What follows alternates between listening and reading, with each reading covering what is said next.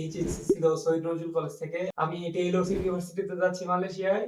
আর আমার সাবজেক্ট হচ্ছে international hospitality management. আমি স্কলারশিপ পাচ্ছি টোটাল 24,000 রিঙ্গিত। আমার নাম মোহাম্মদ কাউসার আহমেদ, হোমটাউন শেরপুর। আমার এইচএসসি ছিল শহীদ নজরুল কলেজ থেকে। আমি টেইলর্স ইউনিভার্সিটিতে যাচ্ছি মালয়েশিয়ায়। আর আমার সাবজেক্ট হচ্ছে ইন্টারন্যাশনাল হসপিটালিটি ম্যানেজমেন্ট। আমি স্কলারশিপ পাচ্ছি। আমি ইয়ারলি 8,000 রিঙ্গিত স্কলারশিপ পাচ্ছি আর টোটাল 24,000 রিঙ্গিত তিন বছর। টেইলর্স ইউনিভার্সিটি মালয়েশিয়ার 1 নাম্বার প্রাইভেট ইউনিভার্সিটি।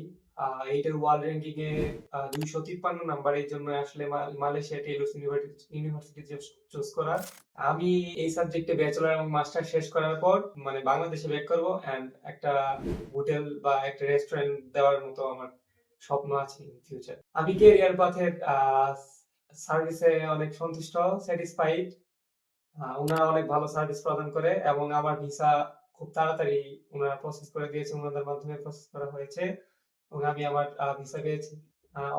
ওনারা যেহেতু টেইলর্স ইউনিভার্সিটির অথরাইজ এজেন্ট, ওনাদের মাধ্যমে আসলে খুব দ্রুত সময়ের মধ্যে আমি আমার ভিসাটা সম্পন্ন করতে পেরেছি। ছেলে যাচ্ছে মালয়েশিয়াতে টেইলর্স ইউনিভার্সিটিতে।